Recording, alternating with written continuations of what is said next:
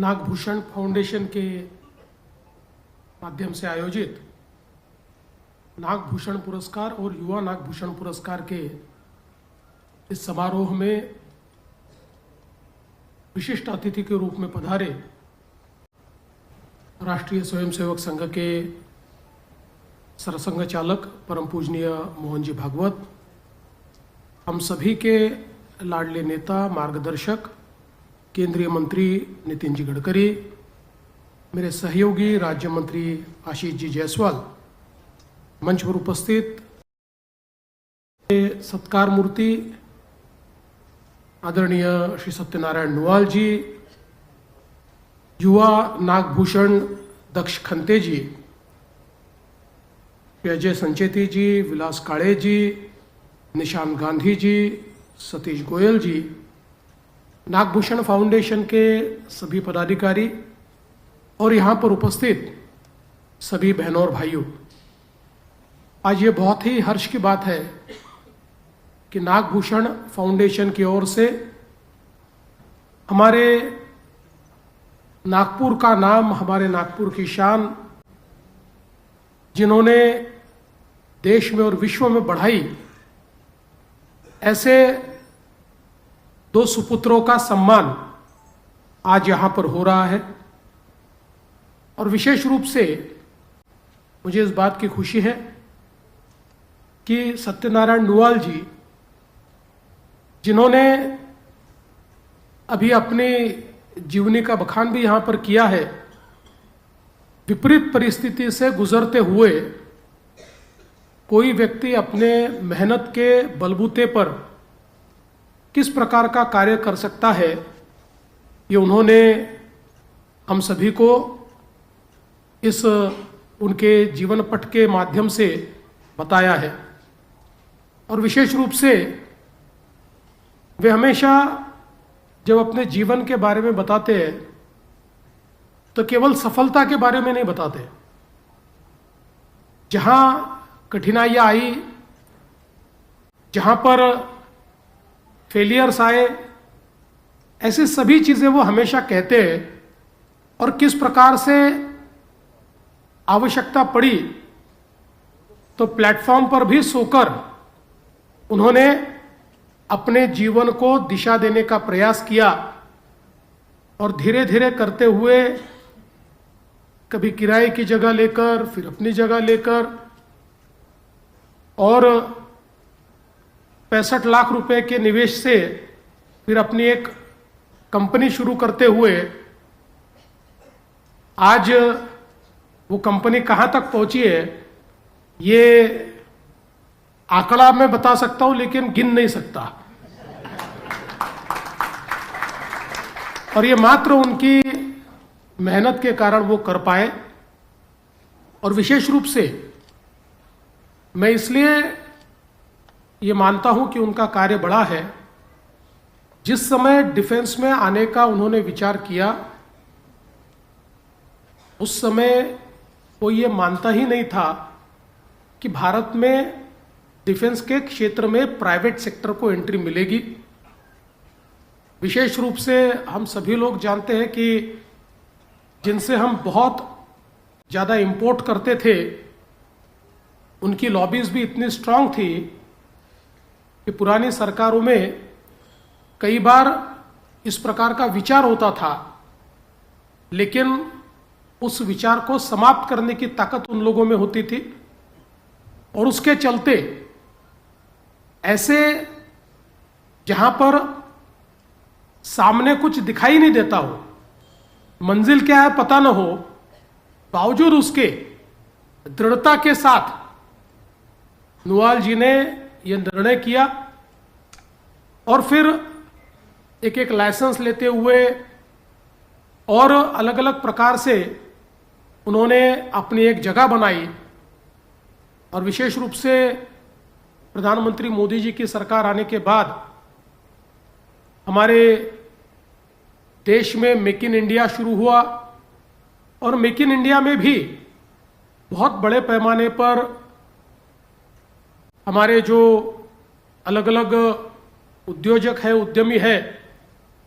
इनको प्रेरित किया गया कि भाई हमारे देश में भी ये निर्माण हो। इससे पहले तो केवल हमारी आयुध निर्माणी के माध्यम से हमारे सरकार की कंपनियां काम करती थी, लेकिन जैसे ही इस क्षेत्र में थोड़ा लिबरलाइजेशन हुआ तो नुआल जी ने दिखा दिया कि हम लोग दुनिया के सबसे अच्छे शस्त्रास्त्र भी तैयार कर सकते हैं। दुनिया जो विचार नहीं कर सकती उस प्रकार के वॉरहेड्स भी तैयार कर सकते हैं। और दुनिया जिस टेक्नोलॉजी को केवल 2-4 देशों की बपौती मानता था, ऐसी सारी टेक्नोलॉजीज को सोलर में तैयार करने का काम। और चूंकि उन्होंने एक बात यहां पर कही है कि डिफेंस का मामला है, सारी चीजें वो कह नहीं सकते, पर मैं इतना जरूर कह सकता हूं कि कई चीजें वो ऐसे तैयार कर रहे हैं जो आज किसी देश के पास नहीं है, जो पहली बार हमारे देश में बनेगी और हमारे नागपुर में सोलर इंडस्ट्री में बनेगी। तो मुझे लगता है कि देश की रक्षा के लिए और विशेष रूप से ऑपरेशन सिंदूर में भी सोलर इंडस्ट्री की एक बहुत अहम भूमिका रही है। ये भी यहां पर आप सभी को बताना, मैं ऐसा मानता हूं, बहुत महत्वपूर्ण है। इसलिए राष्ट्र की सेवा करने वाले, राष्ट्र की रक्षा में जिन्होंने योगदान दिया है, ऐसे व्यक्ति का सत्कार अगर करना है तो राष्ट्रवाद के सबसे बड़े पुरोधा जो है उनके ही हाथों से वो हो सकता था। इसलिए मैं नागभूषण फाउंडेशन को धन्यवाद देना चाहूंगा कि आपने परम पूजनीय सरसंघ चालक जी को यहां पर निमंत्रित किया। मैं ऐसा मानता हूं कि सही कार्य के लिए सही हाथों से पुरस्कार ये नुआल जी को आज यहां पर प्राप्त हुआ है। और मुझे विश्वास है कि वैसे तो नुआल जी को देश का सर्वोच्च पुरस्कार मिल गया, पद्मश्री, लेकिन अपने घर का जो पुरस्कार होता है उसकी कीमत भी अलग होती है, उसका महत्व भी अलग होता है। और अजय भैया ने धीरे से मेरे कान में बताया कि पहले हमने नागभूषण घोषित किया था, उसके बाद पद्मश्री मिला।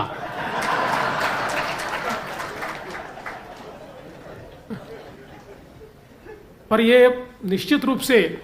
चूंकि नितिन जी को भी नागभूषण मिला है, मुझे भी नागभूषण मिला है, तो उसका अपने घर का जो पुरस्कार होता है, उसका जो आनंद होता है वो कुछ और होता है। और मैं तो ऐसा कहूंगा कि आज नुआल जी जैसे व्यक्ति को यह पुरस्कार मिलने के बाद हम जो सारे नागभूषण पुरस्कार से सम्मानित लोग हैं, हमारा भी सम्मान और बढ़ गया, ऐसा मैं समझता हूं। आज विशेष रूप से जो युवा पुरस्कार हमारे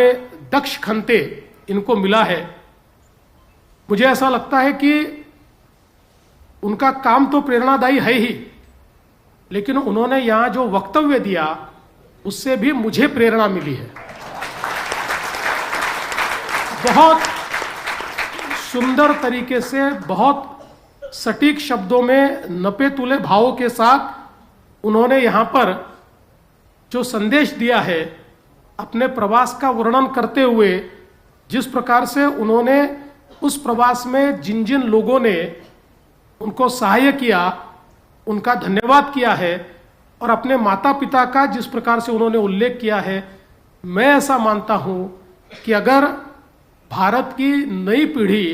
क्या है ऐसा किसी ने पूछा तो मैं कहूंगा वो दक्ष खंते हैं। और जिस मेहनत के साथ उन्होंने 4 महीने केवल 18 साल पूर्ण होने के लिए बचे हुए थे, लेकिन यह तय किया कि मुझे करना है और करके दिखाया। जैसा हम लोग जानते हैं कि कितना डिफिकल्ट है 3.9 किलोमीटर पहले तैरना, फिर बिना रुके 180 किलोमीटर साइकिलिंग करना, और उसके बाद 42 किलोमीटर 42 किलोमीटर दौड़ना। मुझे ऐसा लगता है कि हम लोगों ने तो पिक्चर में आयरन मैन देखा था, उसको कोई अलग ही ताकत थी, उसको कोई मशीन लगी हुई थी। ये बिना मशीन का आयरन मैन तो हमने पहली बार देखा। और जैसा उन्होंने कहा आशीष जी बड़े खुश हो जाएंगे, रामटेक का कमाल है। क्योंकि प्रभु श्री राम जी का आशीर्वाद जिसे मिल गया वो कहीं पर भी आगे बढ़ता है और उस प्रकार का आशीर्वाद उनको मिला है। तो मुझे बहुत खुशी है कि जो युवा पुरस्कार भी दिया गया है वो एक बहुत अच्छे इस प्रकार के युवा को दिया गया है जो अपने कार्य से रोल मॉडल बन रहा है, बन सकता है और बना है। मैं तो इतना ही कहूँगा कि इसी प्रकार से वो आगे बढ़ते रहे, हमारी युवा पीढ़ी को प्रेरित करते रहे और आगे में भी अपने जैसे कई लोग तैयार हो, इस प्रकार का प्रयास वो करे। मैं फिर एक बार नागभूषण फाउंडेशन का बहुत बहुत आभार व्यक्त करना चाहता हूं कि आपने बहुत ही अच्छे लोगों को आज इस पुरस्कार के लिए चुना और इसी प्रकार से आप हर वर्ष हमारे नागपुर के गौरव, हमारे विदर्भ के गौरव चुनते रहिए, क्योंकि जब तक हम लोग हमारे समाज में जो अच्छे हैं उनका सत्कार नहीं करेंगे तब तक अच्छा करने की इच्छा भी पैदा नहीं होगी। और मुझे लगता है कि जो एक कवि ने कहा है कि कुछ किए बिना जय जयकार नहीं होती और कोशिश करने वालों की कभी हार नहीं होती, ये दोनों लोगों ने हमको ये बता दिया है कि कोशिश करने वालों की कभी हार नहीं होती। मैं दोनों को बहुत बहुत शुभकामनाएं देता हूं और अपने शब्दों को विराम देता हूं। धन्यवाद। जय हिंद। आदरणीय मुख्यमंत्री महोदय को उनके उद्बोधन के लिए बहुत बहुत धन्यवाद। बहुत ही चुटीले अंदाज